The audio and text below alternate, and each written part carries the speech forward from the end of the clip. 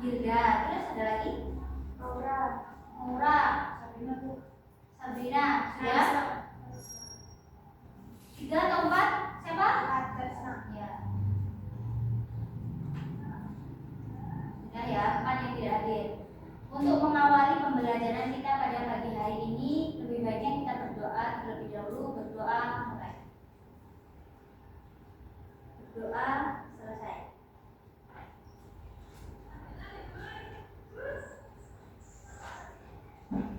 Baik, kita masuk materi. Materi minggu lalu kita sudah membahas materi tentang makanan dan minuman yang halal dan haram. Hari ini kita akan masuk ke dalam materi binatang yang halal. Binatang yang halal. Ibu ingin bertanya kepada Regina. Jika Regina mendapati Adesta memakan makanan binatang atau makanan ataupun yang haram, bagaimana yang Regina lakukan terhadap Adesta? Memberitahu dan menasihati agar berhenti untuk makan makanan yang haram. Pintar. Memberi tahu dan menasihati. Sari, mengapa kita harus memakan makanan yang halal?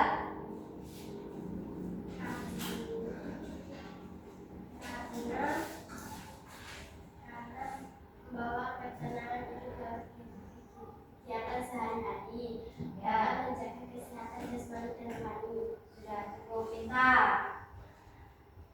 Jadi manfaatnya banyak ya. Terus Nazila, jika Nazila misalkan di sebuah rumah makan dan ternyata rumah makan tersebut dagingnya itu daging haram.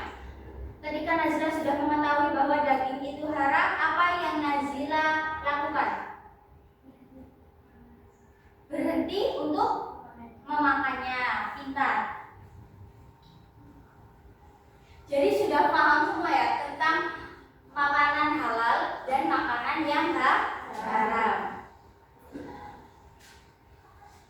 LKS-nya dibuka terlebih dahulu. Perhatikan ibu ke depan. Tempat duduknya dirapikan terlebih dahulu jika belum rapi.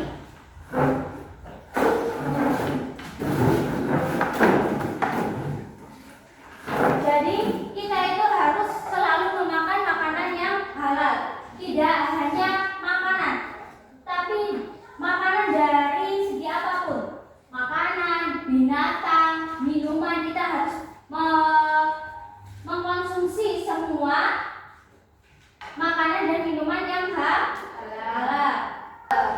Jadi binatang yang halal itu binatang yang boleh dikonsumsi. Apakah ada Bu binatang yang tidak boleh dikonsumsi? Ada. Jadi dari cara penyembelihannya itu juga sesuai cara yang benar untuk memastikan kehalalannya. Penyembelihannya harus menyebut dengan nama Allah atau basmalah.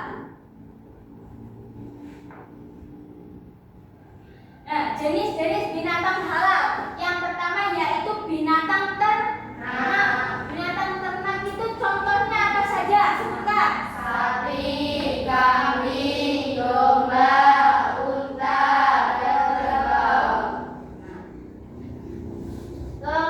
Jadi binatang ini binatang-binatang yang halal untuk dimakan atau dikonsumsi.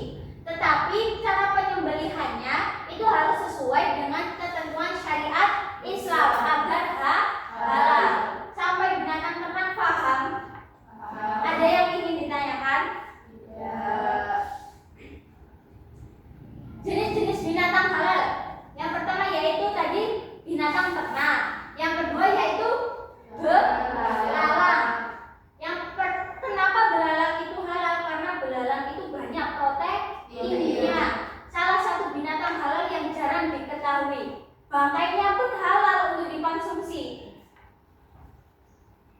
Cara pengolahannya dapat dibuat lezat dan tetap halal. Jadi dibersihkan terlebih dahulu kotorannya belalang tersebut. Lalu belalang halal meski dalam keadaan bangkai. Belalang tidak perlu disembelih karena sifatnya halal.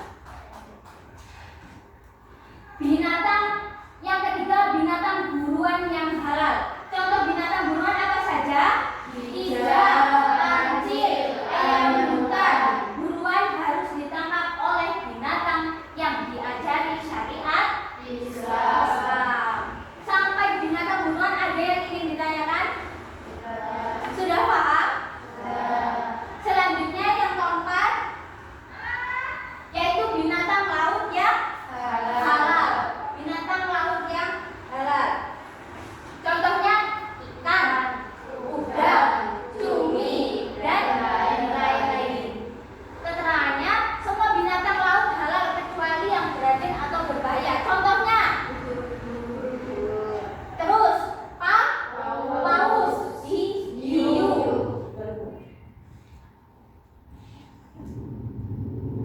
Yang terakhir yaitu kuda.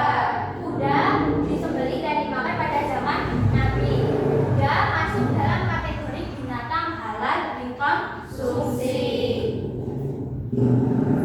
Jadi kuda boleh dibuat kurban atau tidak? Kuda boleh dikonsumsi. Berarti kuda itu halal. Sampai sini paham? Ada yang ingin ditanyakan? Cukup ya, Ibu rasa cukup untuk materi tentang binatang yang halal.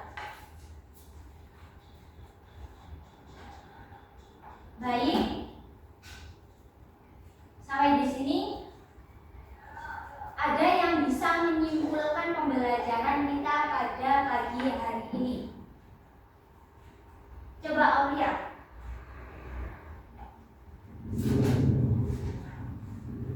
Binatang halal tadi ada 5. Yang pertama binatang ternak, yang kedua belalang, yang ketiga laut,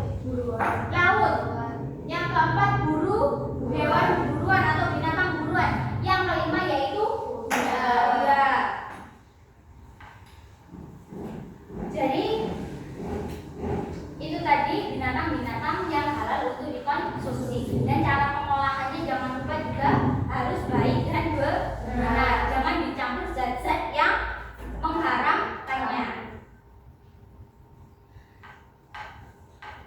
Sifat binatang laut yang halal dimakan apa saja? Lalu sudah? Ikan. Setelah itu ada sak. Kenapa kuda halal untuk dikonsumsi? Karena kuda disembelih dan dimakan pada zaman Nabi. Jadi sudah paham semua ya tentang materi binatang yang halal. Jadi kita sebagai umat muslim harus memakan dan mengkonsumsi makanan-makanan yang halal agar terhindar dari dosa dan terhindar dari zat-zat yang berbahaya untuk tubuh kita. Jadi pastikan kalian mengkonsumsi makanan-makanan yang halal.